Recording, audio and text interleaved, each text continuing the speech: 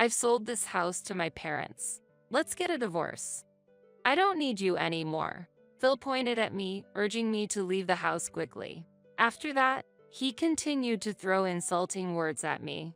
My in-laws joined in, laughing along. However, I remained undisturbed by such comments and calmly accepted the need to leave.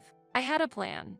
After quickly preparing my belongings, I left the house. Those three still didn't understand the true hardship that was about to unfold. My name is Rachel Wagner. I'm in my 50s.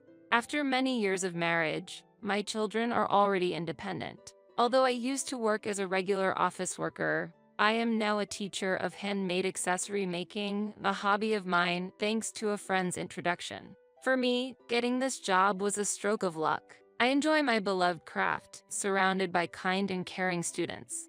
While some may frown upon continuing a hobby as a profession, I feel fortunate to be in such a wonderful environment. I met Phil at the company where I used to work. Although we were at different companies, frequent interactions due to business dealings led to a mutual attraction that led to dating and eventually marriage. 3 years after getting married, I gave birth to a healthy boy. He graduated from a top university and secured a job at a major company.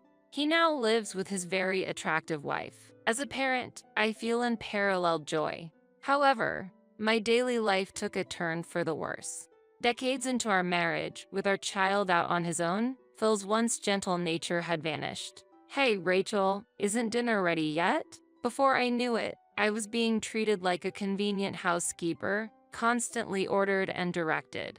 Worse yet, his demands changed daily. One day, he complained the soup was too strong, so I made it lighter the next day, only to be yelled at for it being too weak. Experimenting, I served the same taste every day, only to be constantly criticized for it being too strong or too weak. I had felt it before, but perhaps he was just amusing himself by troubling me.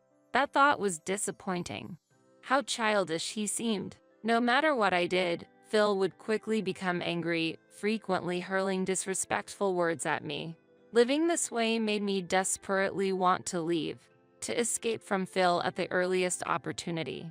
I've thought about it countless times since he changed, but there's a reason I can't leave. It's because of an outstanding mortgage. Phil quit his job suddenly without reason and now spends his days idly at home.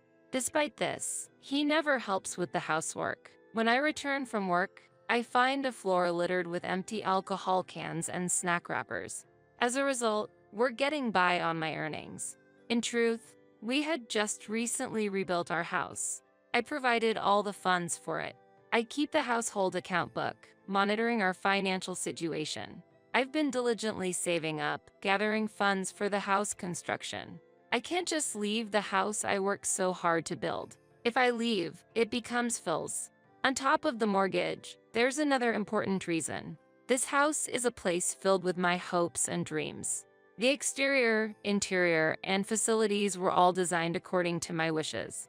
What I particularly like is the spaciousness of the kitchen. Our kitchen is very spacious, making it a comfortable environment for cooking. During meetings with the designer, Phil frequently interjected his opinions, but when I firmly said, "I'm providing the funds, so I'd like my wishes to be considered a bit," he fell silent. Months passed, and despite various difficulties, our house was finally completed. Not all my wishes could be met due to budget constraints, but still, our ideal home was built. I am very satisfied with the outcome. However, on the flip side, we ended up with a large mortgage due to going over budget.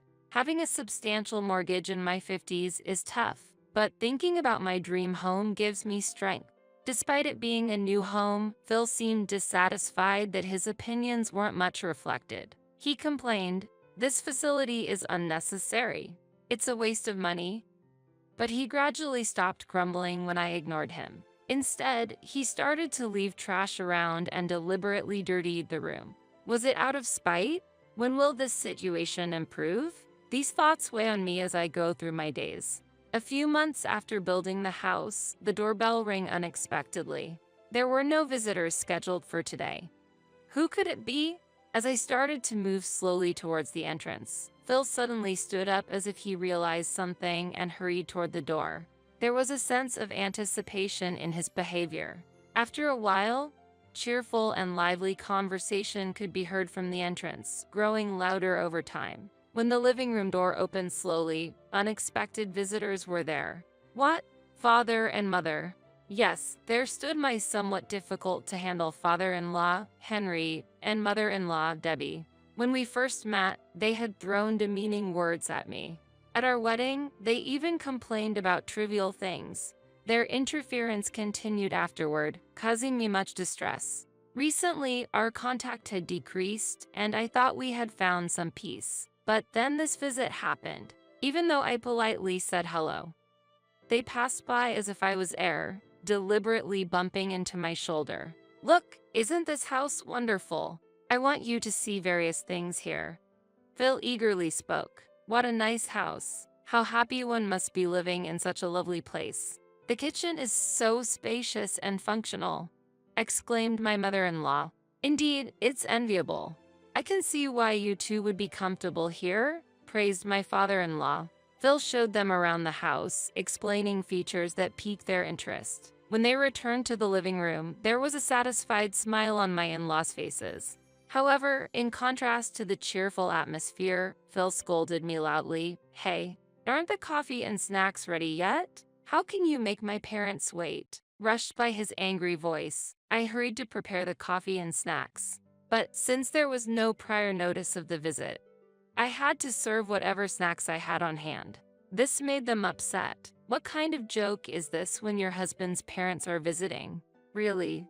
Always a petty woman. They expressed their dissatisfaction but finished all the coffee and snacks provided. This house seems really comfortable to live in. Dad and Mom, you're always welcome. Don't hesitate to come. After that, they left without saying thanks for the meal or anything else. Ultimately, their attention was solely on Phil, only glancing at me when expressing their complaints. After they left, I realized something. It had been a long time since I saw Phil laugh so brightly. From that day on, at Phil's invitation, they began visiting frequently. Initially, it was about twice a month, but gradually it increased to once a week, and eventually, they started coming almost daily. Most of what they said during their visits were complaints about me. Phil never defended me. He just nodded along with his parents' remarks. He even agreed with his parents' opinions and complained about me. Rachel really doesn't listen to what I say. It's troubling me. Rachel is really a high-maintenance person. I've felt it since we first met, but to see her troubling my son like this, I never intended to trouble them. In fact, I am the one who is troubled. Yet, I couldn't convey this and merely apologized. Their visits seemed to continue. I couldn't be sure because they visited when I wasn't around, and I didn't see them every day. Nevertheless, they seemed to drink alcohol during the day, and when I came home, empty cans were scattered on the floor.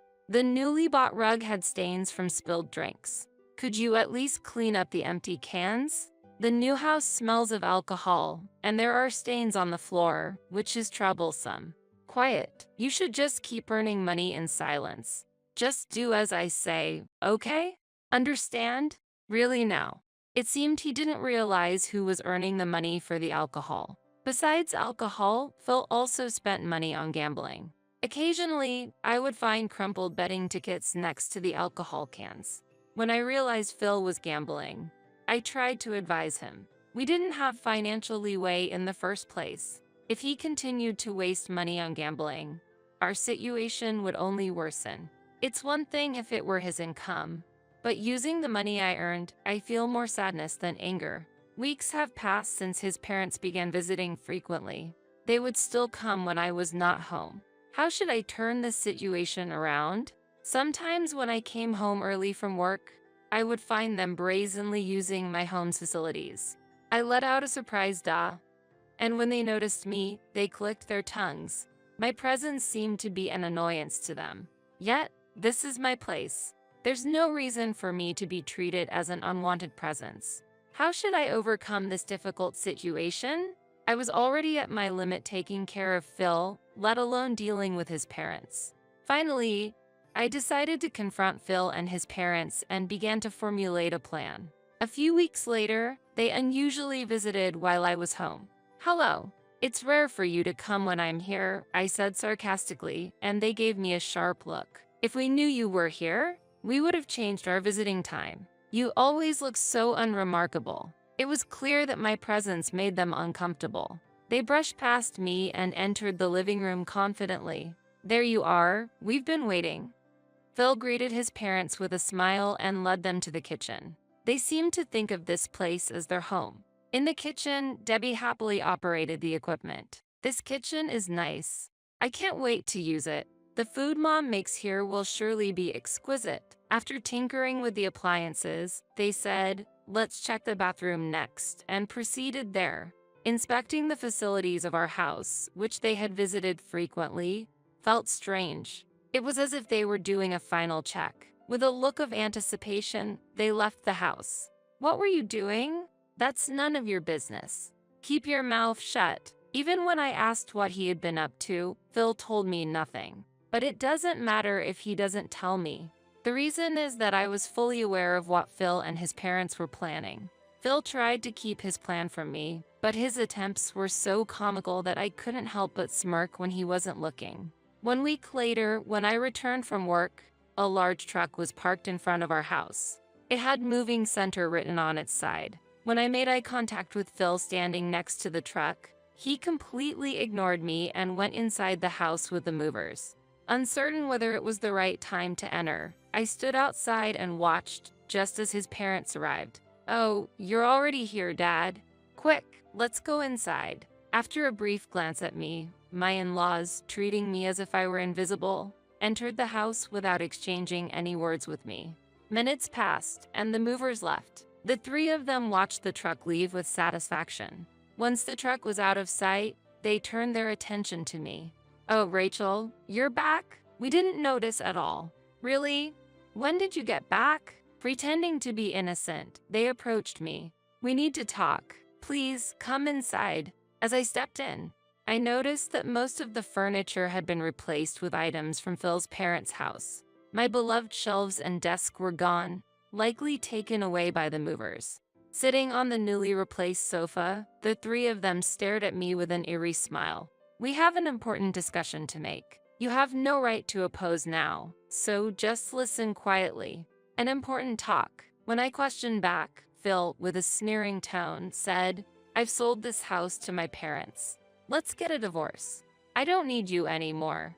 As soon as he finished his sentence, his parents chimed in, "Exactly right. So, from today, you are a stranger to us. Strangers should leave promptly." Debbie's words were followed by Phil and Henry's laughter. "Did you hear that? You're a stranger, so get out." "Mom, that's really funny." "Yes, she's a stranger now, so she should leave quickly.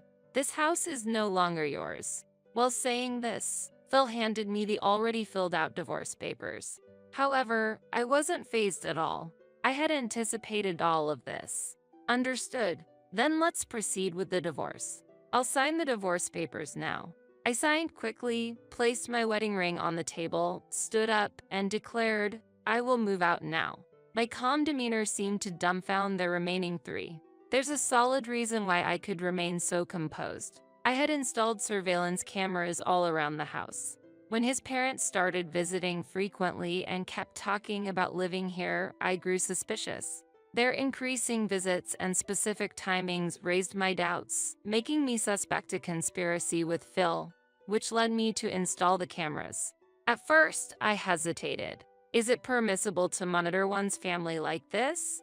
I feared that if nothing untoward was happening, I would be the one criticized. But, driven by daily stress, I finally decided to install the cameras. I could check the footage from these cameras on my smartphone at any time. Whenever I took a break, I started checking the footage. On the first day, there was no significant change. His parents visited, and they engaged in casual conversation with Phil. The focus of the conversation was Phil's daily grievances, and his parents just nodded sadly. "So you've been feeling that way. Truly, she is no good, causing her husband such distress." The video also captured their voices clearly. Have they forgotten who have been supporting the household?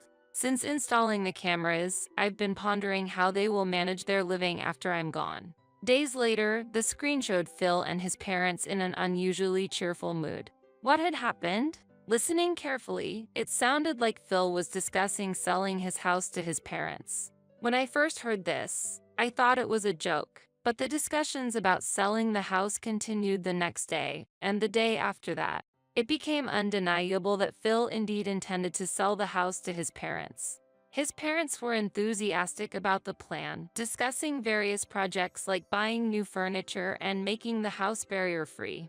After hearing these conversations, I secretly began looking for a new house. The surveillance footage recorded the mover's schedule and the divorce plans. I prepared to move to a new place in time for the day I would be driven out. I also initiated the process to change the name on the mortgage contract. Since the divorce was decided, the house was no longer mine. Therefore, I thought it appropriate to transfer the payment responsibility to Phil and his parents. The mortgage I was paying was $2,800 a month. I doubted they could afford it, but that was to be their problem after we get divorced. I intended to refuse any requests for financial assistance. Driven out from home, I headed to my new residence. New furniture was already arranged there, and I was ready to start a new life. Exhausted, I collapsed into bed and fell into a deep sleep. Luckily, the next day was a holiday. Relieved to have started a new life away from Phil, I slept longer than usual and woke up past noon. I couldn't recall the last time I slept so soundly since getting married. I was hungry but still felt sleepy. Just as I considered sleeping a bit more, the doorbell rang. When I responded, I saw an enraged Phil and his parents. What? Why are they here? I didn't recall sharing this address. How did they find this place? Without giving me time to wonder, they barged in. Then, they suddenly produced a document. What's this? A notice for changing the mortgage name? Yes, that's right. I no longer live in that house, and effectively, we are strangers. Even so, right after I moved, they received the notice for the mortgage name change. They seemed shocked by the amount. We have no income right now. How can we pay $2,800 a month? That's right. Our pension isn't that much. They pleaded as if it was all my fault. Beside them, Phil nodded as if agreeing. No matter how much they blamed me, the situation wouldn't change. Maybe the house was a bit luxurious, but it's true that we went over the budget. But who was it that neglected to seek information and lazed around every day? Moreover, they themselves were trying to forcefully acquire a house that belonged to someone else. Had they known the actual amount of the mortgage, they probably would have reconsidered. While I remained silent, Phil, visibly angry, crumpled the document and approached me. Just so you know, I have no intention of paying such an amount. Leaving those words behind, he threw the document onto the floor. His parents remained silent about the situation, seemingly unaware of what non-payment of the mortgage would entail. I hadn't expected adults to lack such basic knowledge. You're free to choose not to pay, but do you understand the consequences? You'll end up having to pay it anyway, won't you? They seemed to misunderstand that I would ultimately be responsible for the payment. So, I elaborated on the specific consequences of not paying the mortgage. In fact, if you don't pay, late fees will be added. That means you'll need to spend more than $2,800 each month. Do you understand? Is that some kind of joke? Unbelievable. You're the ones who are misunderstanding. Why don't you check the details yourself? After that, Henry encouraged Phil to verify, and Debbie showed a similar response. Seconds passed, and Phil's expression gradually turned serious as he started operating his smartphone. I can't believe this is happening. I told you the cost would increase if you delay. You can find this information online. The three of them stared at Phil's smartphone. Debbie was the first to speak up. We don't have any money. Oh, right.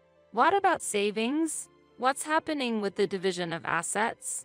There are none. Since Phil hasn't been working and squandered everything on gambling, there are no assets left to divide. I stated this definitively, causing Phil's face to turn even paler. So, I recommend you give up and look for a job. It's a waste of time to linger here. What do you mean?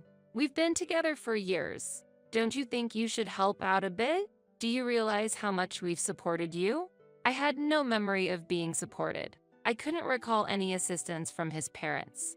I haven't received any help. I communicated this clearly and understandably, but they kept pleading, trying to rebuild our familial relationship and revive our marriage. I found it bothersome to even engage with them anymore. I forced the noisy trio outside and called the police, reporting that there were loud people outside. I treated their complaints as if it was someone else's problem. Indeed, in reality, they were now strangers. As a result, they were taken away by the police for causing a disturbance outside my house. After the police inquiry, they decided they couldn't afford the mortgage for economic reasons and moved to a small apartment out of town. I heard they finally understood the importance of working and were striving to find jobs, though unsuccessfully. Phil, however, managed to find a part-time job and was barely supporting the two of them with his modest income. As for me, I'm busy with work, but started a blog about my handmade crafts, which has doubled my income. The blog has received a lot of positive feedback, and I've been getting more requests to teach at handcraft workshops.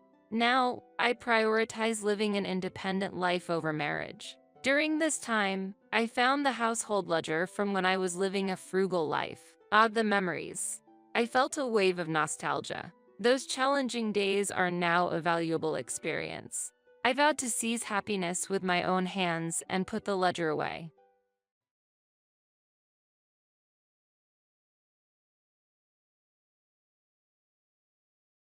I'm a little shocked that you would criticize my mother-in-law. If you're not working, why don't you get out of here? My sister-in-law and mother-in-law, who did not know that I was taking over my mother-in-law's debt, threw these words at me without the slightest sense of gratitude. Yes, I understand. But it's up to you guys from now on. The day I packed my bags, they realized a fact I had been hiding and put their heads together. My name is Emma. I am 32 years old, a busy career woman working in an office in the city. When I was a student, I spent most of my time in the corner of the library, absorbed in my books. After I got a job, I was buried under a mountain of work and forgot to take time for myself. One of my friends, who sincerely cared about me, said, "Emma, why don't you try to cherish your love life a little?" And she organized a group blind date for me. Then, a man whose eyes met mine was John, who worked in a building in the city center. He is a fresh salaryman working in a building in the city center. And to my surprise, he seemed to be a little interested in me. I was nervous about the feeling of dating after a long time, but supported by his kind words, we gradually opened our hearts to each other. Then he made a gentle confession to me, and our love accelerated. Only 1 year later, we decided to get married. It was like a dream come true that I, who had been so absorbed in my work, could stand at such a wonderful turning point in my life. My friend who organized the group blind date was also surprised at our sudden development. She said, "Oh, really? You're getting married?" I said, "Yeah, it's amazing, isn't it? But it's great. I'm so glad I organized that group blind date. Thank you. I really appreciate it. I'm looking forward to the wedding. I'm looking forward to it." Thus, I was to open the door to a new life. First, we reported to each other's families. Seeing me so happy, my parents welcomed him warmly. "Emma, you haven't told me about your boyfriend for a long time, so I was a little worried that maybe you wouldn't get married. John, please take care of her from now on." When I heard these words, I felt as if I realized for the first time what my parents really thought of me. I realized that parents think a lot of things without saying them. My family had been basically free to do whatever I wanted, so there was no pressure to get married. But it seems that in my parents' mind, there was a wish to see their daughter happily married someday. Knowing such a parent's wish made my heart warm a little. And when I visited John's house for the first time, I met his family with nervous excitement. But his mother and father were both very warm and made me feel very safe. Next, we had dinner with the whole family. While I was looking forward to it, I was also a little nervous, especially because I had heard that John's sister, Melissa, was there. She was only 25 years old, and her choice of words was a little rough at times, which made me a little confused. She asked me, "Emma, you're already at that age. Weren't you getting married too late?" I was a little shocked to hear her say things like, "I would have decided sooner if I were you." But John followed up and we had a nice dinner afterwards. We then planned our wedding and had a happy wedding at a place we loved.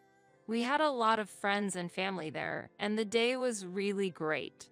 Our honeymoon was so much fun, and when we returned home, we started our new life together. Life together was fresh, and every day was so much fun. We went out on dates and watched movies at home. I felt that newlyweds are really happy. It has been about 2 years since we got married. One day, our peaceful everyday life changed drastically. We received the news that my father-in-law had passed away. Of course, I knew he had health problems, but I had not expected him to pass away so soon. My husband and I were deeply saddened by this sudden news. My mother-in-law's grief was especially deep, and I could feel her emotions as I looked at her. But our surprise was compounded by what we subsequently found out. In fact, my mother-in-law was in deep debt. It was apparently due to the fact that she had been cheated by some unscrupulous person and lost a large sum of money. When we learned of this fact, we could only gape. My husband, with his usual gentle nature, said he wanted to help her somehow. So, we decided to use our shared savings to reduce my mother-in-law's debt as much as possible. I thought it would be too hard for her to bear that heavy debt alone after my father-in-law's death. However, my mother-in-law's reaction was a little unexpected. She said something like, "If I am in trouble again, can I ask John for help?" My husband was a little surprised and replied, "That's a little."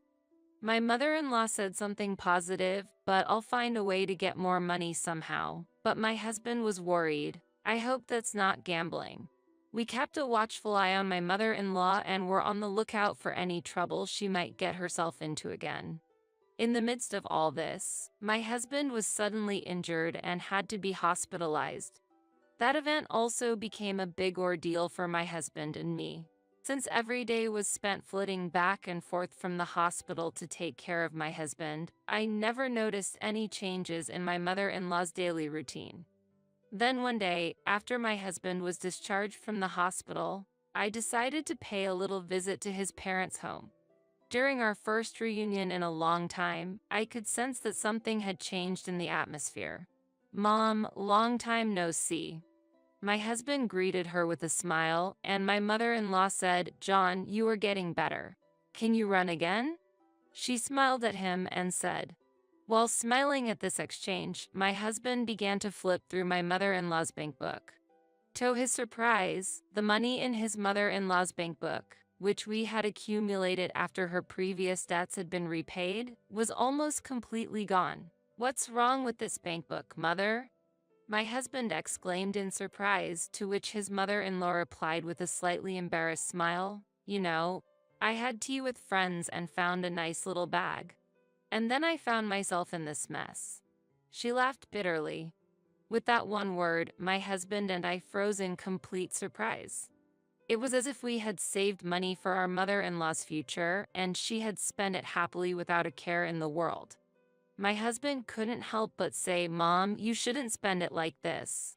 Do you know how much we put our hearts into giving you money for your future?" He said something like that. Seeing my mother-in-law's remorse, we became truly concerned about her future. We suggested that she move in with us to support her life closer to us. When we broached the subject, my mother-in-law's eyes lit up with joy, and she gave up her house and moved into our apartment. Our new shared life together began, and my mother-in-law seemed to enjoy every day of it. The three of us laughed and talked around the table at every meal, and my mother-in-law volunteered to help with the housework, which made life surprisingly easy for both of us. Her upbeat mood was infectious, and our days became brighter and warmer. I said, "Mom, what would you like for lunch today?" I think I'll have Yuden. That sounds good. Since I was working remotely, I was in a position to monitor how my mother-in-law spent her money. Since my husband and I, provided her living expenses and my husband managed my mother-in-law's account, there was supposed to be no worry about her spending excessive money. However, we kept a close eye on her, worried that she might spend the money in some way. These days continued, and in no time at all, 6 months passed. One afternoon, while we were relaxing in the living room, the intercom rang. We wondered who it was, and when I answered, I found my sister-in-law, Melissa, standing there. I said, "Melissa, it's been a while. Is my mother there?" I was a little surprised to hear her ask such a question without even saying hello, but I showed her into the living room. "Mom, it's been a while." "Oh, Melissa, what brings you here?" "I just wanted to see your face once in a while." "Thanks, I'm glad you're here. How are you?" "Of course. I'm fine. John is with me." "So, do you want to go to lunch with me?" "Sure, let's go." Melissa must have taken my mother-in-law to a restaurant or something. We decided to wait at home. When they came home in the evening, we looked at them and their faces changed. Then Melissa said, "Emma, you are tormenting my mother, aren't you?" I was surprised and could not understand what she was saying. My mother-in-law also looked at me sternly. My husband said, "What are you talking about? There is no way Emma would do such a thing." He immediately took my side, but Melissa would not budge. "John is being deceived too. Mom says she can't go outside and she hears Emma is saying things inside the house." We could only be amazed. Indeed, there were times when my mother-in-law would ask to go shopping and we would refuse because she would waste money. Also, my mom said you were taking her money. I had to admit that this statement surprised me. Did my mother-in-law think so, or did Melissa blow it that way? In any case, it seemed that Melissa and my mother-in-law had joined together in accusing me. "Now, what do you want from me?" I was about to feel like I was bewitched by a fox. What on earth did they want to tell me? I wondered if they just wanted to say something to me. At that moment, my sister-in-law said something I never thought she would say. She said, "I want you to leave our house. I feel like my mother can't really live happily with you. Because I can't believe you treat my mother-in-law so coldly." Her face clouded over. My mother-in-law looked as if she wanted to say something and turned to me. "If you were gone, I would be able to relax and enjoy my time with John and Melissa." I was surprised by her words, but I could not say anything. In fact, they did not know that I had previously paid off her debts for my mother-in-law by cutting into my savings. Looking back, I probably should have made it clear to them at the time that I had not taken it out as our marital savings, but as my own. When I looked at my husband's face, he looked very angry. His hands were clenched and his body was shaking a little. Melissa said, "My mother and I are going to live here together from now on. So, I want you to leave," my sister-in-law said again. Taking a deep breath for a moment, I answered my sister-in-law, "I understand, but I won't get involved in what happens next." After that exchange, my husband and I decided to leave the house. And on the day we moved out, they were surprised to discover one truth. "Looks like you've made arrangements to move out right away after all." "Yes, I have something to tell Melissa." "Yes, what is it?"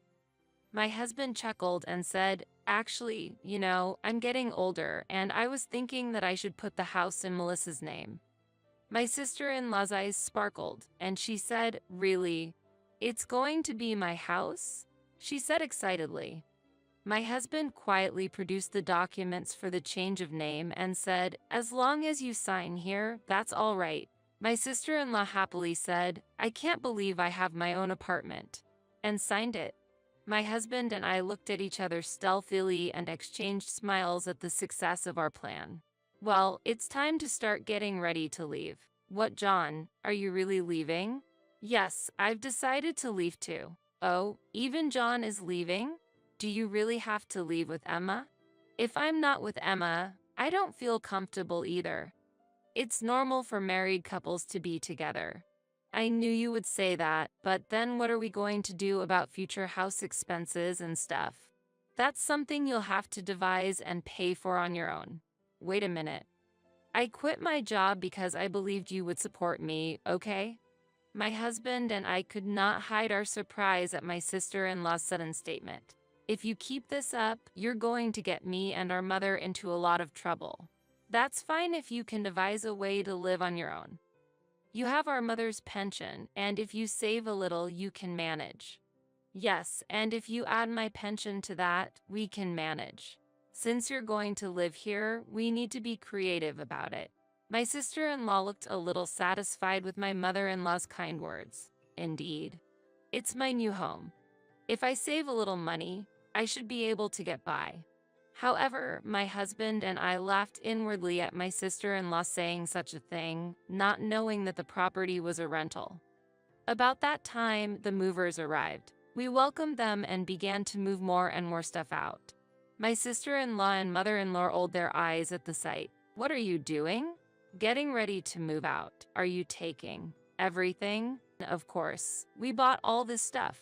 Do I have to buy everything new? That's right. I wish you had known that and acted accordingly. Well, we better get going. My husband smiled and said, and we left the house.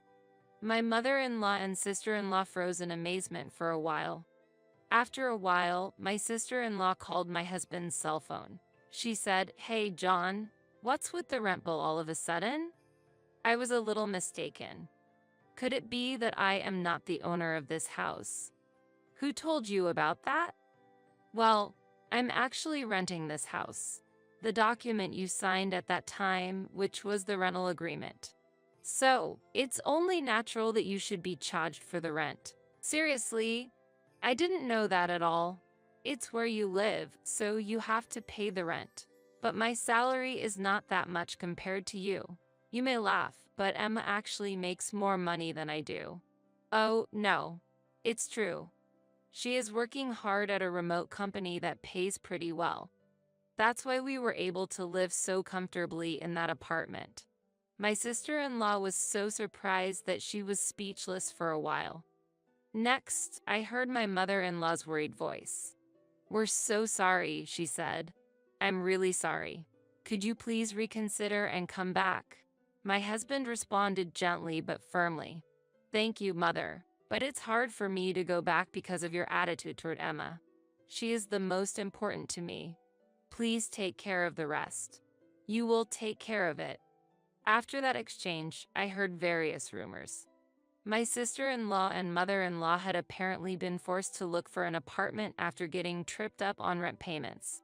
They are now trying to make do in a small apartment that is barely big enough for the two of them to live in, but it is said that they are having financial problems and occasional fights.